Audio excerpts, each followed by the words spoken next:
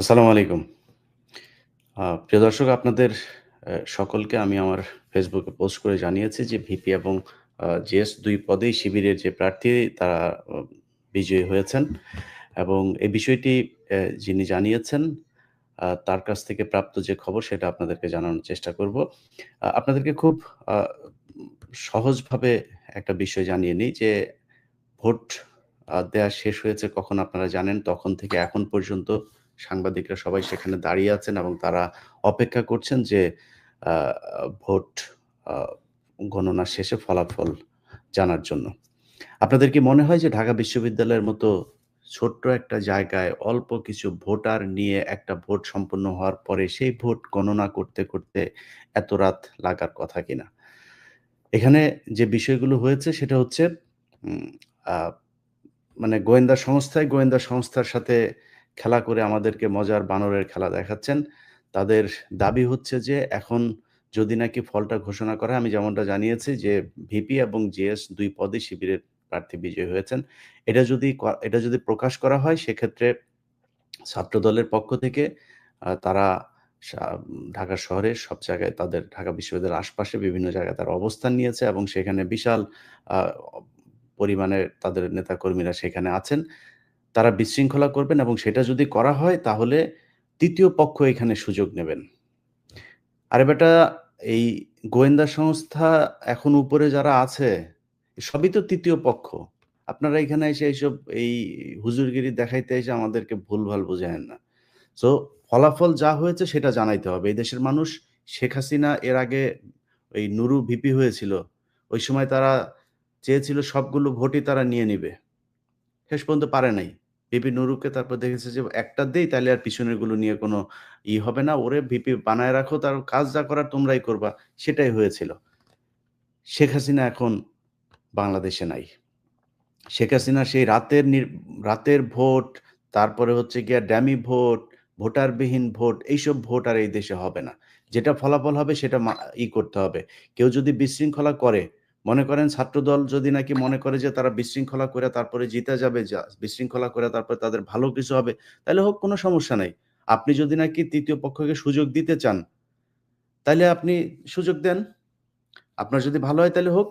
আমরা এত ৩য় পক্ষেরে নিয়ে এত ভয় পাইয়া লাভ কি? আপনারা আসতে দেন, গোয়েন্দা সংস্থারে নিয়ে আবার সেনা শাসন আসতে দেন। তারপরে আওয়ামী লীগরে আবার ফের পুনর্বাসিত করতে দেন। কোন সমস্যা নাই।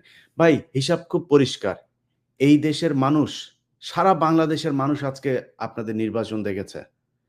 এক মহিলা এসে বলল, তিনি ফোন করেছেন, হয় ফোন করে তারপরে দেখেছেন এই এই হচ্ছে, এই হয়ে যাচ্ছে। একজন তার বান্ধবী একজন ফোন করে বলেছেন যে ভিতরে ক্রস চিহ্ন দেয়া সেখানে। সারা সারা দেশের সব মিডিয়া আজকে আপনার এখানে ছিল।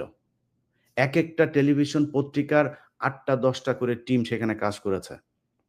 কারোর চোখে কোনো কারচুপি পড়ল না? এর আগে আমরা দেখি নাই কারচুপি নির্বাচন?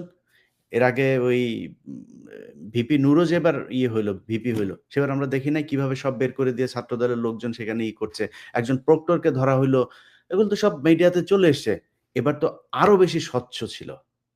এবার ধরার জন্য তো কোনো মানে এই সায়েন্স দরকার নাই। যে মানুষগুলো সেখানে ছিল, যে মিডিয়াগুলো ছিল সবাই ধরতে পারত। একটা প্রমাণ নাই। আপনারা কারচুপি নির্বাচন বলে তারপরে একটা আরে ভাই আপনারা যে হারবেন এটা তো আমরা আরো প্রায় ১ মাস আগেই জানি যে আপনারা হারবেন। এটা নিয়ে এত নাটক-টাটক করে তো লাভ নাই। যদি জোর করে এখন কোন ধরনের করাইতে চান কিংবা মনে করেন রেজাল্ট দেয়ার পরে আপনারা সারা বাংলাদেশে একটা বিশৃঙ্খলা ঢাকা শহরের ঢাকা বিশ্ববিদ্যালয়ের আশপাশে একটা বিশৃঙ্খল পরিস্থিতি তৈরি করতে চান, বাংলাদেশের মানুষ আপনাদের এগুলো ভালোভাবে নেবে না। এর আগে শেখ হাসিনা যত জোর করে যত ভোটে নির্বাচিত হয়ে এসছেন, সেগুলোর পরিণাম কি এই দেশের মানুষ দেখেছে। তার চাইতে বরং প্রস্তুতি নেন। ভাই এখনো রেজাল্ট হয় নাই। আপনি যেহেতু জানেন না, আপনার কাছে যেহেতু আসে নাই, সো প্রস্তুতি নেন। বিজয়ী হইলে আপনি বিজয় মিছিল করবেন। বিজয়ী না হইলে সুন্দর করে একটা নতুন কালচার তৈরি করেন। বিজয়ী প্রার্থীকে ডেকে এনে তাকে ফুল দিয়ে তাকে বলবেন যে, "আমাকে এই শিক্ষার্থীরা চায় নাই। Let's try next time. আমার এবারে দরকার নাই তো এটারে নিয়ে এত কিছু করার।" তো আপনি সেটা করেন। সেটা না করে এখন আপনি চাপ দিচ্ছেন। আরেক গণেশচন্দ্র রায়। আর গণেশচন্দ্র রায় ঢাকা বিশ্ববিদ্যালয়ের ছাত্রদলের সভাপতি হইল কেমনে? আমি হিন্দু মুসলমান নিয়ে আলাদা করতে চাই না। কিন্তু এই গণেশরা, এই গণেশ এইদিকে আরেক চাঁদাবাজ আছে হচ্ছে এই যে নিতাই এ রায়ের এই যে মেয়ে নিপুণ রায়, নিপুণ রায় আর তার বাপ গোয়ার শর। এই গোয়ার শর আর নিপুণ রায় এই ২ টার মানে চাঁদাবাজিতে ওই ট্যানারি পট্টি-টট্টি ওই সাইডের এলাকার লোকজন পাগল। প্রতিদিনই কোনো না কোনো জায়গা থেকে এদের নিয়ে খবর আসে। এখন ভাই সমস্যা তো হইলো এরা এখানে চাঁদাবাজি করবে, সবার ইন্ডিয়াতে একটা করে বাড়ি থাকবে। আপনি বিএনপির মহাসচিব বানায় দেন। এই নিতাই এই কি বলে গণেশ গোয়ারশ্বর চন্দ্র রায় বা নিপুণ রায় এগুলিরে আপনি মহাসচিব বানায় দেন। খালি একটা কন্ডিশন দিবেন যে তোমরা ইন্ডিয়াতে কোনো কিছু করতে পারবা না, ডুয়েল পাসপোর্টটা জমা দিবা। দেখবেন আর চাঁদাবাজি করবে না, ধান্দাবাজিও করবে না, সোজা হয়ে গিয়েছে। এদের এক পা এইদিকে থাকে, আরেক পা ওইদিকে। আওয়ামী লীগের যে কটাই গোয়ারশ্বররা থাকে, গোয়ারশ্বররা এখানের কামায়, ওইখানে এনে তারপরে এই জমায়। আবার বিএনপিতে যে কটা আছে এখানে কামায়, ওইখানে জমায়। মূল কাজ একটাই, তথ্য রয়ের কাছে পাচার করা। সো এই গোয়ারশ্বরদের থেকে সাবধান। গণেশের সাহস হয়েছে একজন শিক্ষক, ভিসি, তার মতো একজন ভদ্র এই গত ১৫ বছরে বর্তমান ভিসির মতো ভদ্র ভিসি, নিরপেক্ষ ভিসি আসে নাই। এই ব্যক্তির সামনে সে টেবিল থাপড়ে তারপরে তার সামনে কথা বলে। আমি এই নির্বাচনের ফলাফল যাই হোক, বিশ্ববিদ্যালয় প্রশাসন এবং শিবিরের কাছে অনুরোধ থাকবে, এই গণেশরে যেখানে পাবেন, সেখানে ওরে বুঝায় দিবেন কেমনে সম্মান দিয়ে তারপরে ভিসির সামনে কথা বলতে হয়। এটা আজকে যেটা আমরা দেখেছি এটা ছাত্রলীগের আচরণ। অতএব বিএনপির ভাই আপনাদের কাছে অনুরোধ থাকবে, এটা বিশাল নির্বাচন না। এই নির্বাচন দিয়ে দেশের রাজা, মন্ত্রী, মিনিস্টার এগুলো নির্বাচিত হবে না। অতএব যদি নির্বাচনে আপনাদের পক্ষে রেজাল্ট না আসে, সেটা মেনে নেয়ার জন্য প্রস্তুতি নেন। দেশে বিশৃঙ্খল কোনো পরিস্থিতি যেন না ঘটে, সেটা আপনাদেরও দায় আছে। আপনারা গেল ১৫ বছর যে কষ্ট করেছেন, আপনাদের ২-৪ জন এইসব রয়ের এজেন্টদের কথাবার্তা শুইনা যদি অপকর্মে লিপ্ত হন, এটার দায় কিন্তু এটার ক্ষতি কিন্তু সারা দেশের মানুষকে পূরণ করতে হবে। সো আপনাদের কাছে দায়িত্বশীল আচরণ আশা করি। আপনারা একটা মিছিল বের করবেন, একটা গন্ডগোল বের করবেন। সারা বাংলাদেশ থেকে আপনার এই ঢাকা শহরে আওয়ামী লীগ যুক্ত হয়েছে। ওই যশোর জেলার আওয়ামী লীগ বরিশাল জেলায়, বরিশাল জেলার আওয়ামী লীগ সিলেট জেলায়, সিলেট জেলার আওয়ামী লীগ ওই জেলায়। এরকম বিভিন্ন জেলায়, জেলায় তারা নানান ধরনের অপকর্ম করার জন্য তাদের ভেতরে এখন এই গ্রুপগুলোতে এই আলোচনা হচ্ছে। তারা টার্গেট নিয়েছে অমুককে ধরতে হবে। এটা যাবে কারা? বরিশাল থেকে যাবে হচ্ছে এ ঝিনাইদহে। ঝিনাইদহে যায় সেখানে মানে ঝিনাইদহের কেউ নাই। ঝিনাইদহের ওইখানের যারা আওয়ামী লীগের ছিল তারা কেউ দেখে নাই। একজন বিদেশে আছে, একজন ঢাকায় আছে। সেখানে তারা কিন্তু পরিকল্পনার সাথে সবাই আছে। এখানে আপনি নিউ মার্কেটের সামনে একটা ঘটনা ঘটাবেন। ডিজিএফআই আওয়ামী লীগের লোকজনের নিয়ে এসে ঢাকায় এনে তারা তাদের ক্যান্টনমেন্টে পর্যন্ত থাকতে জায়গা দিয়ে রেখেছে। তারা মাঠে নামানোর জন্য প্রস্তুত। এসে তারপরে ঘটনা একটা ঘটায় দিবে। আপনিও মারা যাবেন। আপনি তো ছাত্রদল করেন, আপনি তো এটার সাথে নাই। কিন্তু আপনার বুকে গুলি চালাবে। ওরা ২-৪ টা লাশ ফালায় দিবে। এই যে আপনি সবশেষ দেখেন, এই যে নুরাল পাগলা, এই নুরাল পাগলা এই বদমাইশের লাশ উঠায় তারপরে করছে। এই বদমাইশের লাশের মধ্যে মুইতা দিলেও সমস্যা না। আমি খেয়াল করি না। ওই নিজের ইমাম মাহাদি দাবি করেছে, ওরে মুইতা দেন। ওর কিছু বক্তব্য আমি পরে শুনলাম। তো মানুষের ক্ষোভ আছে। এই মানে ডিজিএফআই কিন্তু ভাই আপনি ধরেন এক জায়গায় দাঁড়ায় আছেন, ডিজিএফআই এর লোক যায় আপনারে মারধর শুরু করে দিবে, আপনার দোকানে ভাঙচুর এটা করবে না। করে কেমনে? আপনার দোকানের সাথে আরেক দোকানদারের সম্পর্ক খারাপ। তারে দিয়ে আপনারে করবে যে, "ওরে একটু সাইজ করতে হবে, ওরে করো।"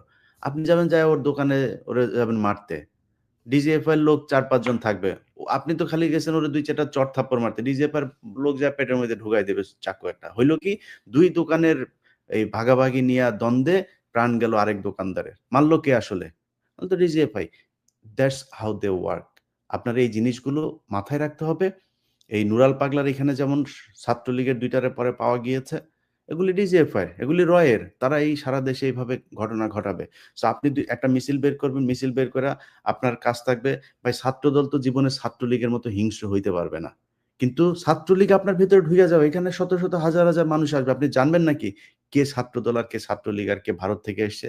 চিনবেন আপনি? চেনা তো সম্ভব না।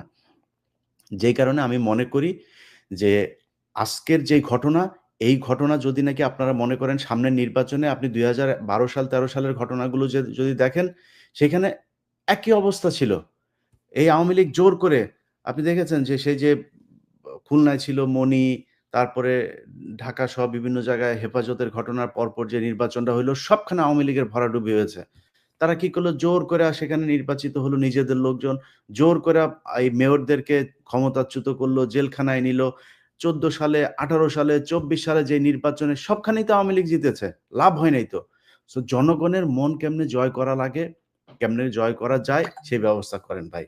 নাইলে এইভাবে জোর জুলুম এইসব শয়তানি বাটপারি এগুলি কইরা করা যাবে না। আমার কথা যদি জিজ্ঞেস করেন, আমি এবারের নির্বাচনে সাদিক কায়েমের পক্ষে ছিলাম। সাদিক কায়েমের পক্ষে কেন ছিলাম? কারণ এই দেশকে ভারত, পাকিস্তান এই ভাগাভাগি করা এটা এই দেশের মানুষ আর চায় না। যারা আপনাদের মতো এই যে বিরানী আলম সহ যেসব আপনাদের নতুন স্বঘোষিত বিএনপি সেজে এখন বিএনপির পক্ষে কাজ করার চেষ্টা করছে, এই মানুষগুলি আপনাদের ধ্বংসের জন্য যথেষ্ট। আর কিচ্ছু লাগবে না। আপনি যদি নাকি আজকে ভারত, পাকিস্তান এই না নিয়ে আসতেন, আমরা যেতাম না তো তাদের পক্ষে।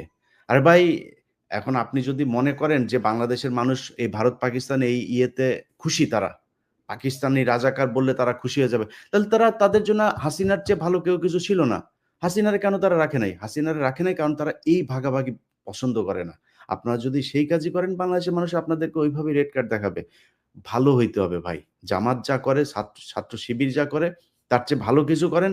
এই দেশের মানুষ শিবিরের আমি বিশ্বাস করি জামাত শিবিরের বাংলাদেশে বিএনপির অর্ধেক ভোটও নাই। তারা নির্বাচিত হবে কেন? আপনি আপনার কাজ করেন। সারা দেশে চাঁদাবাজি হচ্ছে, এটা সত্যি কথা। আপনি এটা লুকায়ে রাখবেন কিভাবে? আমি বলব না, পিনাকি বলবে না, কনক সারোয়ার বলবে না, আরেকজন বলবেন, কেউ না কেউ বলবে। সারা সব দেশের মিডিয়া আপনি সেই পঞ্চগড়ের এক গ্রামের ওয়ার্ডের কমিটির স্বেচ্ছাসেবক দলের নেতা চাঁদাবাজি করতে গিয়ে কট। আরে ভাই সে যে চাঁদাবাজি করতে গিয়ে গ্রেফতার হইল, সে তো সেই পঞ্চগড়ের এক গ্রামের এক স্বেচ্ছাসেবক দল। হেডলাইন কি আসলো? হেডলাইন আসলো হচ্ছে স্বেচ্ছাসেবক দলের নেতা চাঁদাবাজি করতে গিয়ে গ্রেফতার। এরপরে তারেক রহমানের কাছে খবর গেল, যাওয়ার পর তারেক রহমান তো চাঁদাবাজির খবর শোনার সাথে, সাথে বহিষ্কার। অর্ডার দিয়ে দিয়েছে, সাথে, সাথে বহিষ্কার করতে হবে। বহিষ্কার কইরা দিল। এই যে গ্রেপ্তার হইল, নিউজ একটা হইল, বহিষ্কার করলে নিউজ আরেকটা হইল। ২ টাই কিন্তু পাবলিসিটি হইল যে আপনারা চাঁদাবাজি করেন। সো এখান থেকে বের হইতে হবে। আপনার দলে ভালো মানুষ আছে তো। এই বিএনপি গত ১৫ বছরে আমি তো মনে করি এদের ৮০ ভাগ মানুষ প্রচন্ড ভালো মানুষ। তারাই চাঁদাবাজির বিরুদ্ধে অবস্থান। তাহলে ২০% এ কন্ট্রোল করেন। তাদের কন্ট্রোল করার জন্য এক এলাকায় ৩ টা গ্রুপ। এক গ্রুপ যদি চাঁদাবাজি করে ২ গ্রুপ এক হন। আপনারা নিজেরা আরেকটা কমিটি তৈরি করেন। করে ওদেরকে প্রতিরোধ করেন। এটা যদি না করতে পারেন, দেশের মানুষ কিন্তু এখন ঘরের মধ্যে বইসা সবকিছু দেখে। কি হচ্ছে, কারা কি করবে, কিভাবে চলবে দেশ। তারা আপনাদের রেড কার্ড দেখায় দিবে। হিসাব করে চলতে হবে। নির্বাচনের যে গোয়েন্দা সংস্থা এখন সরকারকে চাপ দিচ্ছে, ভিসিকে চাপ দিচ্ছে যে এটা করা যাবে না। ছাত্রদলকে একটা দিয়ে ছাত্র শিবির আরেকটা এইভাবে ভাগাভাগি করে নিজেদের মতো করে করবে। এইজন্য এই ৫ই আগস্ট এতগুলো মানুষ জীবন দেয় না। নির্বাচন হবে, নির্বাচনে যার যা ফলাফল হবে তাকে সেই ফলাফল ঘোষণা করতে হবে। এর জন্য এই দেশ স্বাধীন হয়েছে। সো আমরা এতদিন অর্ধ স্বাধীন ছিলাম। ১৯৭১ সাল থেকে ২০২৪ সালের ৫ আগস্ট পর্যন্ত পূর্ণ স্বাধীনতা লাভ করেছে এই দেশের মানুষ। আজকে সারাদিন ঢাকা বিশ্ববিদ্যালয়ের দিকে তাকিয়েছিল। আমরা নিজের চোখে দেখেছি যে ঢাকা বিশ্ববিদ্যালয়ের শিক্ষার্থীদের ভেতরে কি উৎসাহ উদ্দীপনা। আমি বাংলাদেশের এই শ্রেষ্ঠ মেধাবীদের যে বিদ্যাপীঠ আপনাদের কাছে অনুরোধ থাকবে, ভোট কেন্দ্রে প্রহরীর মতো দাঁড়িয়ে থাকবেন। যা ভোট গণনা হয়েছে সেইটাই প্রচার করতে হবে, সেইটাই প্রকাশ করতে হবে। এটা আপনাদের করতেই হবে।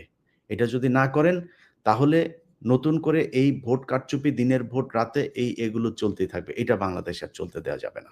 আমরা অপেক্ষা করছি। এতক্ষণ লাগার কথা না এই নির্বাচনের ফলাফল ঘোষণা করতে। ভিসি স্যার আপনার কাছে অনুরোধ, আপনারা গুলি করে মাইরা ফেলবে, আপনারা অ্যারেস্ট করবে, কিছুই করবে না। যা হয়েছে নির্বাচনের ফলাফল ঘোষণা করেন। এই দেশের মানুষ ফলাফল দেখার জন্য রাত জেগে বসে আছে। সবাই ভালো থাকবেন। আল্লাহ হাফেজ।